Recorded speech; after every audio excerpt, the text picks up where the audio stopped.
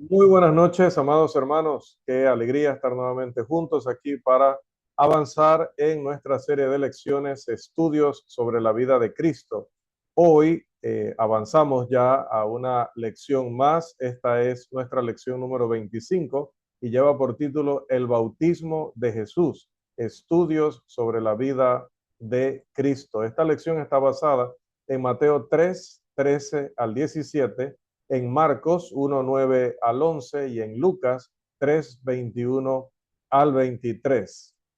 La casi total omisión de los escritores del Evangelio acerca de los primeros 30 años de la vida de Jesús, que ya hemos discutido en otras lecciones, hace que el estudiante centre su atención en la primera aparición pública de Jesús, la escasa pero sorprendente información proporcionada sobre el nacimiento y la infancia de Jesús, así como su visita al templo a la edad de 12 años, añade un profundo énfasis a la pregunta ¿cómo empezó Jesús su gran obra? ¿Cuál será el primer acto significativo que los biógrafos registrarán? Vamos a nuestro primer punto de esta noche, el llamado de los profetas del Antiguo Testamento. No se puede evitar comparar la primera aparición de Jesús saliendo de la reclusión de Nazaret con la manera en que los profetas del Antiguo Testamento comenzaron su labor. ¿Cuántos de ellos tuvieron una visión maravillosa y recibieron instrucciones explícitas, el llamado de Abraham, la escalera de Jacob, el vellón de Gedeón, la visión y llamado de Samuel, de Isaías, de Jeremías y Ezequiel, por ejemplo? Todo nuestro conocimiento sobre los grandes líderes del Antiguo Testamento se concentra en esta escena en el Jordán, donde Jesús fue bautizado y descendió sobre él el Espíritu Santo. Hablemos también de que el bautismo, en este caso el bautismo de Jesús, no es un llamado. El bautismo de Jesús no fue un llamado en el sentido de la comisión milagrosa dada a los profetas del Antiguo Testamento. Más bien es el comienzo sereno y deliberado de aquel que no necesitaba comisión, de aquel cuyo camino ya estaba claramente trazado delante de él. E incluso en la infancia se le describe, según la Escritura, como alguien que se llenaba de sabiduría y la gracia de Dios era sobre él. Lucas 2:40. A la edad de 12 años sabía lo suficiente sobre su futuro como para decir, ¿no sabíais que en los negocios de mi padre me es necesario estar? Lucas capítulo 2, versículo 49. Ahora, a la edad de 30 años, viene a comenzar su ministerio. Su observación a Juan cuando le dice en Mateo 3:15, deja ahora, porque así conviene que cumplamos toda justicia, muestra una convicción serena cuya profundidad no puede ser medida. Los profetas mostraron timidez, consternación, un sentido de asombro, de no sentirse dignos de ser llamados a una tarea tan alta y tan santa. Pero nada de esto se observa en Jesús mientras se acerca a ser bautizado. La timidez y la indignidad son expresadas más bien por Juan en vez de por Jesús. Los profetas comúnmente pedían pruebas de la realidad de su llamado o bendición especial para capacitarlos para su obra. Pero el Cristo no expresa duda ni sentimiento de necesidad. Parece que hay una comprensión íntima de la voluntad del Padre que lo lleva a las aguas del bautismo para cumplir toda justicia. Otra cosa interesante tiene que ver con la brevedad del relato acerca de su bautismo.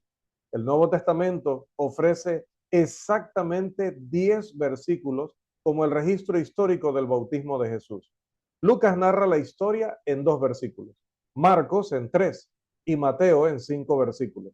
Juan no lo describe, pero alude a él presentando las impresiones de Juan el Bautista al respecto.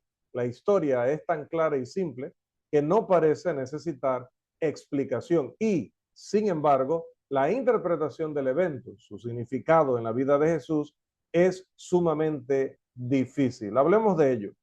La pregunta que preocupó profundamente a la iglesia primitiva y que creo que aún se plantea es cómo reconciliar la personalidad de Jesús con este acto tan humilde, con este acto de humillación, porque estamos hablando de Dios en persona. ¿Cómo armonizar el nacimiento virginal con el bautismo en agua tan común a miles y miles de personas que lo estaban recibiendo, de todo tipo de personas. ¿Cómo pudo Jesús, que fue engendrado por el Espíritu Santo, necesitar este momento en el que desciende el Espíritu Santo en aquella forma de paloma? ¿Por qué debería él, que era y es Dios, someterse al bautismo de Juan, obedecerlo?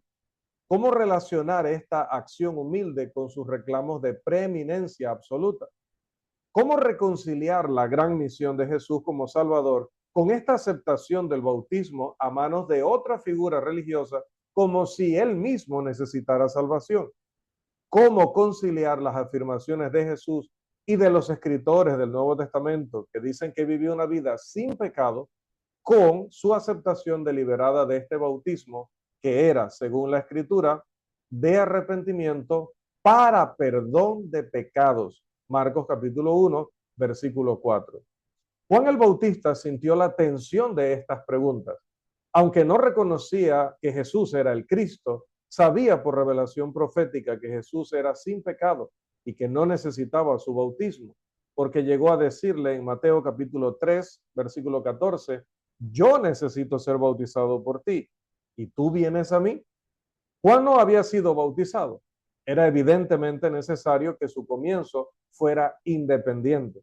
Frecuentemente se pregunta si los 12 apóstoles fueron bautizados con el bautismo cristiano antes de comenzar a bautizar a los 3000 en Pentecostés. No tenemos ese registro. Al igual que Juan, ellos instituyeron una nueva era por comisión de Dios y con la bendición y el poder del Espíritu Santo. Así que como creadores y miembros fundadores, ellos comenzaron el movimiento. Juan sabía que Jesús no tenía pecado y no necesitaba su bautismo. Esto lo llevó a recordar cuán más apropiado sería que el Cristo lo bautizara a él. Jesús estuvo de acuerdo con Juan en que no necesitaba un bautismo de arrepentimiento para perdón de pecados, pero aún así pidió ser bautizado para cumplir toda justicia. Hablemos de la relación de Jesús con Juan. Juan fue el precursor. Su misión era anunciar la venida del Mesías y preparar el pueblo para su aparición. Juan mismo no tuvo precursor. Era una voz solitaria y majestuosa que clamaba sobre alguien más poderoso que él. ¿Cuándo y dónde se encontraron estos dos grandes líderes? En las aguas del Jordán. Este es el único lugar donde encontramos las vidas de ambos unidas. Juan anunció la presencia de Jesús entre las multitudes. Luego lo señaló a sus discípulos. Expresó satisfacción por el gran seguimiento que Jesús había ganado en los primeros meses de su ministerio. Finalmente, envió desde la prisión una consulta dudosa, pero aquí en el Jordán y aquí solamente coloca el Nuevo Testamento a los dos, uno al lado del otro. Juan no presentó públicamente a Jesús ante las multitudes como el Mesías. Él dejó que Jesús siguiera sus propios métodos de autorrevelación, pero sí dirigió a algunos de sus seguidores elegidos y de confianza hacia Jesús, diciéndoles que él era el Cordero de Dios que quita el pecado del mundo. Juan capítulo 1, versículo 29. Pero ellos también eran libres de investigar y conocer a Jesús por su cuenta. Juan no proporcionó a Jesús su mensaje. Jesús tomó la proclamación donde Juan la dejó y procedió a desvelar su evangelio. Juan preparó los corazones del pueblo para oír al Cristo, pero ¿podría haber algo más apropiado que la unión real de estas dos vidas en el rito del bautismo? Porque el bautismo, con su profunda significación espiritual, resumió todo el mensaje y ministerio de Juan. Los sacerdotes y levitas enviados de Jerusalén interrogaron insistentemente a Juan. Podemos leer de ello en Juan 1:19 al 28. Y finalmente preguntaron, ¿por qué pues bautizas si tú no eres el Cristo, ni Elías, ni el profeta? Él respondió, yo bautizo con agua, mas en medio de vosotros está uno a quien vosotros no conocéis. Este es el que viene después de mí, el que es antes de mí, del cual yo no soy digno de desatar la correa del calzado. Esto demuestra que tanto Juan como los líderes judíos aceptaban el bautismo como el resumen concreto de su ministerio. Y Juan se unió a Jesús al bautizarlo. ¿Qué mejor manera podría haber habido para vincular las dos vidas.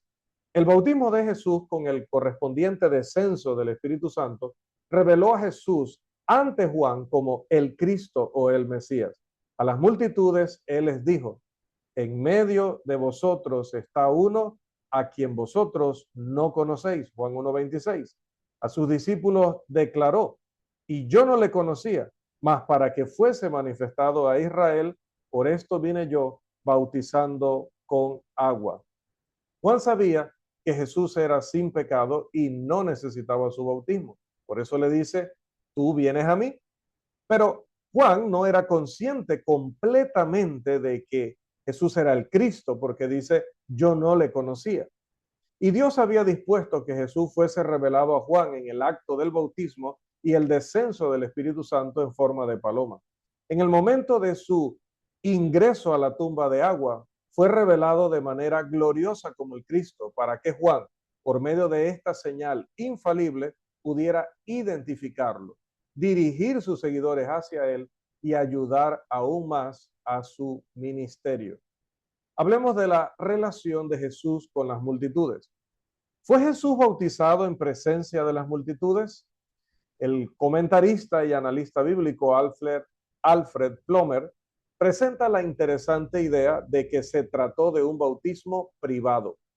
¿Cómo podría ser que las multitudes no se emocionaran con el descenso de la paloma y con la voz venida del cielo? ¿Por qué les costó tanto reconocerlo como el Mesías si estaban presentes en esta escena? Él ofrece como prueba Lucas capítulo 3, versículo 21, que lo traduce de manera similar a como lo traduce hoy día la traducción en lenguaje actual, la cual dice: cuando Juan terminó de bautizar a todos, Jesús vino y también se bautizó. Plomer afirma: posiblemente Jesús esperó hasta poder estar a solas con Juan. En cualquier caso, aquellos que habían estado esperando su turno se irían a casa poco después de haber cumplido su propósito. La Biblia del Jubileo traduce así: y aconteció que cuando todo el pueblo se bautizaba, también Jesús fue bautizado. Plomer sostiene que el griego debe ser traducido como después de que todo el pueblo había sido, y no mientras estaba siendo.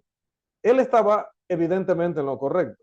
Esta frase es probablemente una generalización que expresa la presión de la multitud. Los hermanos McGarvey y Pendleton sugieren lo siguiente: esto puede significar que en el día de su bautismo Jesús fue el último candidato y por ende su bautismo fue el más conspicuo de todos. Pero probablemente significa que Jesús fue bautizado en medio del trabajo de Juan. En el periodo, perdón, a ver, disculpen que toqué la siguiente diapositiva. Fue bautizado en medio del trabajo de Juan en el periodo cuando su bautismo estaba en mayor favor. Esto lo escriben nuestros hermanos McGarvey y Pendleton en su obra El Evangelio Cuádruple, se llamaría en español, página 84. Es dudoso que el griego permita la última interpretación. Significa bien al final del particular que él fue el último candidato o que vino después de que se alcanzara el clímax del ministerio de Juan, después de que todo el pueblo había sido. No puede ser más que una generalización a la luz del hecho de que encontramos a Juan bautizando mucho después. Juan capítulo 3, versículo 23 y el capítulo 4, versículo 1. Si este es el significado, entonces la mayor parte de las multitudes habían ido y venido. Sin duda, había multitudes aún, pero no tan densas como en los primeros minutos o en las primeras horas. Jesús no se precipitó a ser el primero, ni hizo una demostración muy escandalosa de su obediencia. Tampoco lo ocultó en un rincón, por el contrario. Pero en la calma ocultó, después de la primera, no ocultó, perdón, en la calma, donde no se ocultó, pero sí mostró la obediencia que debía a su padre y que también, como dije al principio, iba a mostrarle a Juan cuando se manifestara la opinión o la expresión divina de aprobación hacia Jesús, que él era verdaderamente el Mesías. Esperó ese momento psicológico, diríamos hoy, cuando Juan comenzaría a preguntarse en qué momento se presentaría el Cristo. En cualquier caso, el bautismo no pudo haber sido privado. Esto va en contra de toda la carrera de Jesús. Él no buscó ocultar sus momentos de humillación en un rincón. Toda la belleza y sublimidad de la obediencia de Jesús a la voluntad del Padre en este acto se desvanecería si imaginamos a Jesús llamando a Juan a un bautismo privado. Entonces, si las multitudes escucharon la voz y vieron descender la paloma, ¿cómo es que no identificaron a Jesús como el Cristo inmediatamente? Dice la Escritura, este es mi Hijo amado en quien tengo complacencia. Mateo 3:17. Ese anuncio debería haber sido suficiente como para conmover a todo el pueblo. Los evangelios representan a Jesús como reteniendo el anuncio público de su mesianidad hasta la oportunidad de instruirles sobre el tipo de Mesías que ellos debían esperar. ¿Cómo se ajusta esta escena a estos relatos? McGarvey y Pendleton en este caso discrepan, pero pocas veces en su obra El Evangelio Cuádruple. Este es uno de los puntos. McGarvey argumenta que el descenso del Espíritu fue claro para todos. Pendleton, que la visión fue solo vista por las dos partes inspiradas, es decir, Jesús y Juan. El segundo sostiene que los cielos abiertos y la paloma descendente fueron ocultos por un milagro ante las multitudes. McGarvey, por su parte, argumenta el objeto de la aparición visible del Espíritu era señalar a Jesús no para sí mismo, sino para otros. Pero hermanos, no se encuentra ese resultado cumplido entre la multitud. Ciertamente la aparición visible debe haber jugado algún papel en la experiencia de Jesús, al igual que la aparición de Moisés y Elías en el monte de la transfiguración algún tiempo después. Pero el Evangelio de Juan establece que el propósito explícito de la aparición visible fue señalar a Jesús, no para otros, sino a una sola persona, a Juan. Parece que tanto Jesús como Juan oyeron y entendieron la voz y que la multitud la oyó, pero no entendió lo que se dijo. Así, en Juan capítulo 12, versículos 28 y 29 sucede algo similar. Note, entonces vino una voz del cielo, lo he glorificado y lo glorificaré otra vez. Y la multitud que estaba allí había oído la voz, decía que había sido un trueno. Otros decían, un ángel le ha hablado. De nuevo, cuando Cristo se dirigió a Saulo en el camino a Damasco, Saulo, Saulo, ¿por qué me persigues? Es evidente al comparar los dos relatos ofrecidos en Hechos que los que estaban con Saulo vieron la luz y oyeron la voz, pero no entendieron las palabras que fueron dichas. En el bautismo de Jesús es probable que las multitudes vieran la paloma descendiendo de los cielos abiertos y oyeron la voz, pero no comprendieron el significado de la paloma descendente ni percibieron lo que se expresó con la voz. El descenso de la paloma no necesariamente significaba nada mesiánico, incluso para Juan el Bautista, ya que le era necesario tener una revelación directa de Dios de que esta sería la señal por medio de la cual identificaría al Cristo. La profunda experiencia espiritual de Jesús al recibir el Espíritu Santo estuvo oculta para las multitudes y sin duda, incluso para Juan, salvo por la forma en que su glorificado semblante pudo haberlo revelado. En cualquier caso, el descenso del Espíritu Santo no necesitaba haber perturbado la relación de Jesús con las multitudes. Él seguía siendo libre para enseñar e instruirles y revelarles gradualmente como deseaba. Las características milagrosas habrían dejado una impresión que, aunque no comprendida en el momento, regresaría con un poderoso significado cuando comiencen a entender su verdadera naturaleza y misión. Hablemos también de su relación con Dios. Jesús fue bautizado en obediencia a la voluntad de Dios. Para cumplir toda justicia puede bien significar o interpretarse no dejar nada pendiente que se haya revelado como la voluntad justa de Dios. Juan había recibido instrucción por revelación especial de que el Mesías vendría a ofrecerse para ser bautizado y luego sería revelado ante él. El bautismo, que no podía tener para él el mismo significado que para las multitudes, fue aceptado como parte de la voluntad de Dios en relación con su ministerio. La complacencia de Jesús encuentra una expresión muy hermosa y apropiada al salir él de las aguas del Jordán. La voz del cielo dijo, en ti tengo complacencia. ¿Significa esto el placer eterno de Dios en Cristo o a su deleite sobre el acto puramente o particularmente humillante de obediencia? Probablemente ambas cosas están representadas, ya que la primera está contenida en la segunda. El descenso del Espíritu Santo denota una relación más cercana, una identificación y comprensión más completa que resulta de este acto de obediencia. Esto no significa que Jesús no poseyera la sabiduría y el poder del Espíritu Santo antes de esto, pero ahora Él viene en su plenitud. Los apóstoles, recuerden, habían recibido la presencia y el poder del Espíritu durante el ministerio de Cristo. Fueron enviados a realizar milagros, enseñar, etcétera. Tenían conocimiento de su ministerio, resurrección, muerte y resurrección. Apenas podían contener su ansiedad por la gran noticia, por contarla a todos, pero no se les permitió establecer la iglesia en Pentecostés hasta que hubieran sido bautizados en el Espíritu. Así Jesús, que había sido guiado por el Espíritu antes del bautismo, no inició su ministerio público hasta que en el momento de su bautismo el Espíritu se unió a él en la gran tarea que tenía por delante. Hablemos también de la relación de Jesús con su misión mundial. Es extremadamente significativo que el bautismo de Jesús ocurriera al inicio de su ministerio. Así como nuestro bautismo marca la línea divisoria entre la antigua vida de pecado y la nueva vida en Cristo, el bautismo de Jesús es la línea divisoria entre su vida tranquila de reclusión en Nazaret y su ministerio público. En el Jordán, Jesús tomó el paso decisivo, dejando atrás los lazos familiares y partiendo a no tener ni siquiera un lugar donde recostar su cabeza, pero con su gran misión ante él. El bautismo marcó la dedicación completa de Jesús a su tarea. El bautismo es una entrega total de cuerpo, mente y alma, una sepultura y una resurrección. Manifiesta su devoción absoluta, su dedicación absoluta a su obra de vida. El bautismo de Jesús es un factor importante en el ejemplo completo que Él nos ha dado. Para cumplir toda justicia es su motivo. Se humilló para darnos un ejemplo completo. No es suficiente saber que el pan y el fruto de la vid representan su cuerpo quebrantado y su sangre derramada al celebrar la cena del Señor.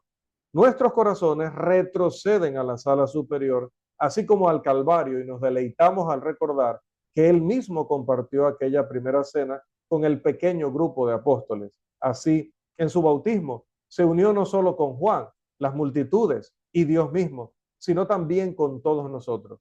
Cuando venimos a obedecer a nuestro Señor en el bautismo cristiano, nuestros corazones regresan al monte de la Ascensión, donde fue dada la gran comisión, pero también al Jordán, donde Él dio el ejemplo. Hay un corazón que no se acelere al ver a Jesús, el Hijo de Dios, humillarse en las aguas del Jordán. Hay un alma tímida que duda en el borde de las aguas bautismales, que al recordar esa escena no puede tomar su cruz y seguirlo. El primer acto del ministerio de Jesús fue, por su deliberada elección, uno de humillación. Revela el alma de Jesús, cómo nos amó y compartió nuestra obediencia humilde. Míralo mientras es sepultado en las aguas del Jordán. He aquí el Hijo del Hombre. Pero Jesús también compartió la naturaleza de Dios, así como la resurrección siguió y eclipsó completamente su muerte en el Calvario. Aquí, en el mismo momento de su humillación, es exaltado y glorificado al levantarse de la sepultura de aguas en el Jordán. Míralo mientras el Espíritu viene sobre él y la voz de gracia del cielo lo reclama. He aquí el Hijo de Dios. Es de extrañar que después de esta escena Juan exclamara: he aquí el Cordero de Dios que quita el pecado del mundo. Hasta aquí, amados hermanos, nuestra lección número 25, el bautismo de Juan, en nuestra serie de lecciones, estudios sobre la vida de Cristo. Que nuestro Dios Todopoderoso nos bendiga a todos, a nuestras congregaciones, nuestros ministerios, y siga bendiciendo también toda la enseñanza que hacemos de la palabra a nuestros hermanos y a aquellos que aún están perdidos y necesitan tanto de ese sacrificio del Hijo de Dios.